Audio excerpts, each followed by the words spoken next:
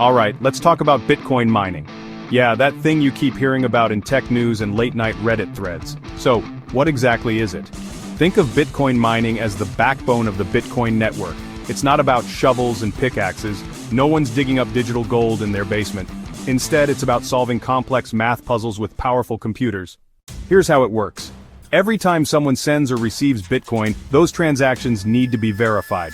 Miners gather up these transactions into blocks and then compete to solve a cryptographic puzzle. The first computer to crack it adds the block to the blockchain, a giant public ledger that tracks every Bitcoin move since day one. As a reward for all that computing power, the miner earns some freshly minted Bitcoin.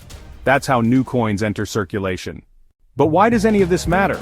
Well, mining keeps Bitcoin decentralized and secure.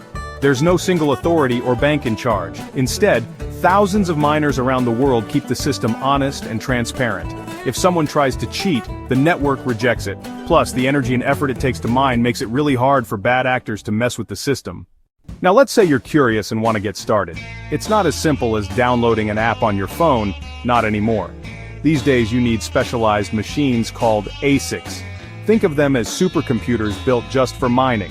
You'll also need access to cheap electricity, since mining eats up a lot of power, and you'll have to join a mining pool. That's basically a team of miners who work together and split the rewards, since going solo is nearly impossible at this point. Before you dive in, do your homework. Research hardware costs, find out how much electricity runs in your area, and check if mining is even legal where you live. Bitcoin mining can be rewarding, but it's not without risks. Prices can swing wildly and the competition is fierce. So, there you have it.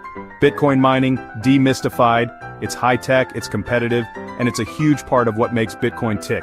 If you found this helpful, smash that like button and subscribe for more deep dives just like this. See you in the next one.